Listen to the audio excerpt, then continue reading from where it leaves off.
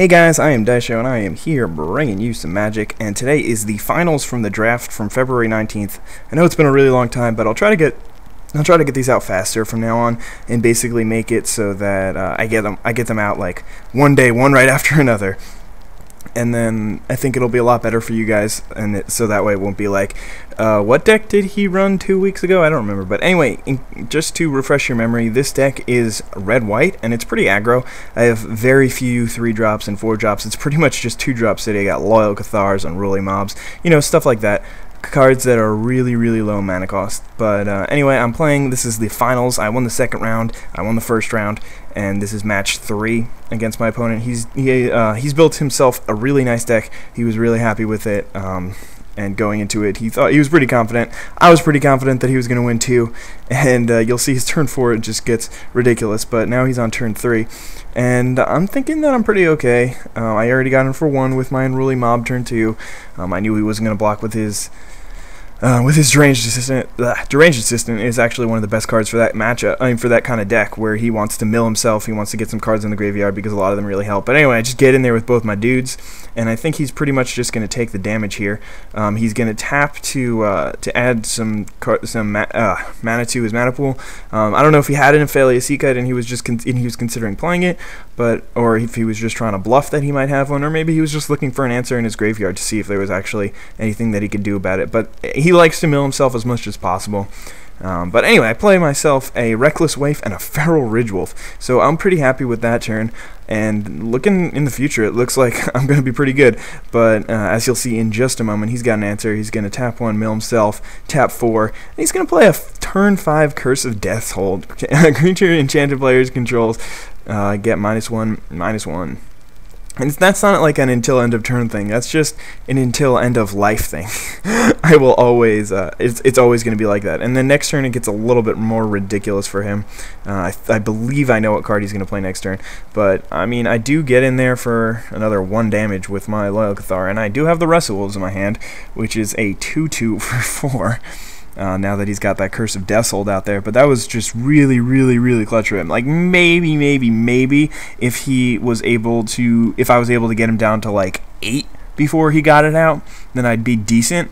Like, maybe if I had another turn, then I would have been able to swing in with everyone. And if he didn't have a play, then my Merciless Predator would have... Like, there are some ways that maybe I could have been okay, but this is not one of them. Like, that was just so crippling. My Loyal Cathar is a 1/1 Vigilance, and when it flips, it becomes a 2/1 that can't block, so it'll die immediately once it flips, so it doesn't really matter about it flipping.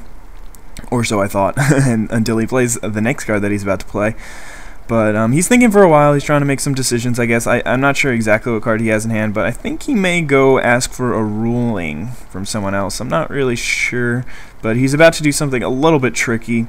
And it's basically like, you know how, I mean, I don't know if you guys know that, but about Undying in Standard, so if you play something like Phantasmal Image and copy something that has Undying, then generally what will happen is the Phantasmal Image will go to the graveyard, and then it'll come back to the battlefield with a +1/+1 counter on it, but it's not but you haven't, it doesn't have to copy the same thing. You can copy whatever you want, basically, from that point. So he is, he's about to play his spell. Oh, no, he's going to play Unburial Rites, okay. And he's going to unbury Evil Twin, which was in the graveyard from the from the Deranged Assistant.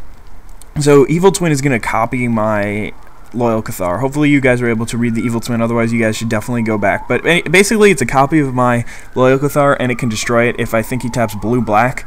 And then taps Evil Twin, then he can destroy my Loyal Cathar.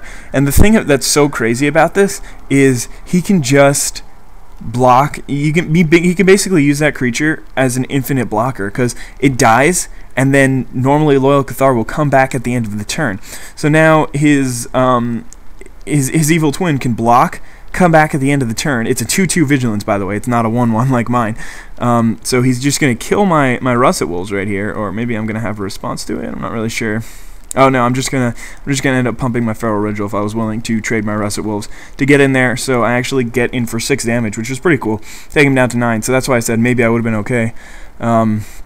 But yeah, I get him for 6. Normally it would have been 7, but since I have the Curse of Deathhold, and then my Russet Wolves will trade. I don't remember if I saw it, but now I'm like, yay, his evil twin died. But then it just immediately comes back, and it copies my Loyal Cathar again. It doesn't immediately come back; it comes back at the end of turn like Loyal Cathar would, because that's what it says on the front side of Loyal Cathar. But it doesn't come back as an Unhallowed Cathar because it can't flip. It's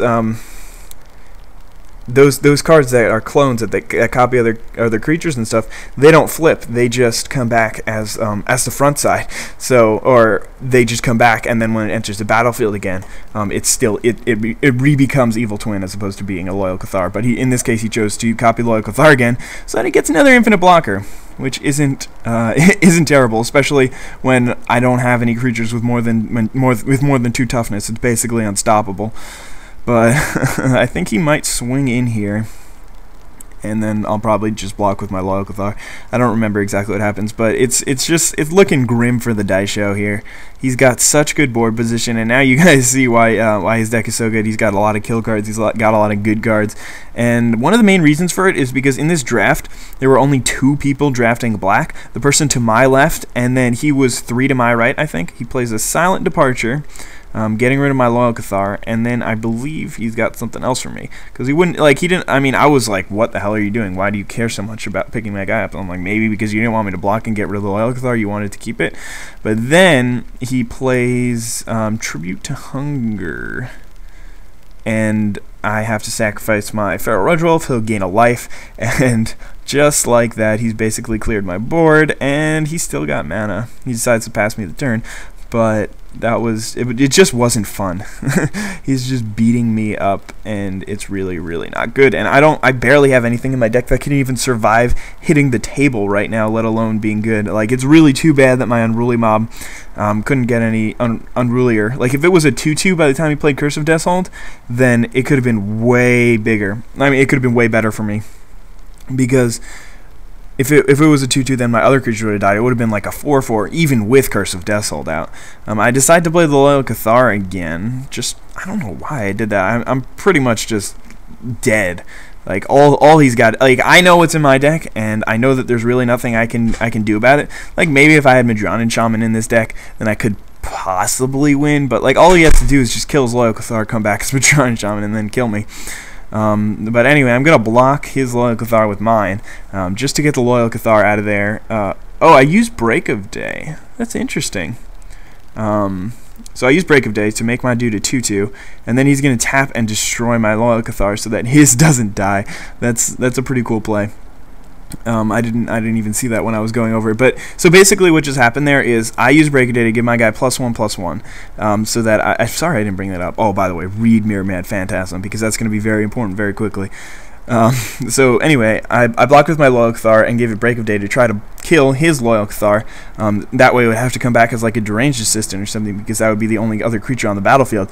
But instead of just accepting the block as it was, he decided to kill my Loyal Cathar. Anyway, he's looking through my graveyard right now. So he decided to tap and kill my Loyal Cathar so they didn't trade, and only mine died, because now his evil twin can come back as a copy of Mirror Mad Phantasm if it wants to. So he's pretty happy, because it still comes back even though Loyal Cathar is no longer on the battlefield. Anyway, he just gets in there with all of his dudes, and now I am going to play myself a Burning Oil on his Mirror Mad Phantasm. Deals 3 damage to target attacking or blocking creature. So now he's like, alright, it goes on the stack, because I'm just like, alright, I'll just kill his Mirror Mad Phantasm. But he said, it goes on the stack. If you've read Mirror Mad Phantasm's ability, then you know what happens, what he can do here. He can tap a 1 and a blue, and then basically shuffle Mirror Mad Phantasm back into his library, and then in that situation, he will just keep milling the top cards until he gets to Mirror Mad Phantasm. It'll return to the battlefield, and the reason why he does that is because he's got Think Twice in there, he's got Cackling Counterpart, he's got Unburial Rites. Basically, he's going to win the game when Mirror Mad Phantasm's ability goes off. So he decides to do it. He doesn't know that I'm completely dead. Like, my board is just impossible. This game is basically over. All he has to do is really just swing in and deal the final damage. But he decides to take a gamble and go for it. And then he gives me the deck to cut. And sorry, I didn't get it all in the video clip, but look at this. I'm finished cutting, and then I'm like, you know what? I'm going to put the top card on the bottom. And I know most of you guys know what's going to happen, but I'll let you guys... What, give me the top card. I'm going to need some room here. Dude, my deck... What game? Just go. Just lose. Right now. End the game. Still going. It's gonna be terrible if it's the last card. Yo, that would be retarded. Are you serious? Yes! Wow! Yes! What just happened? Yes! So there you guys see, it was literally the last card in the library. The top card that I had moved to the bottom was just the last one, and it completely lost the game for him.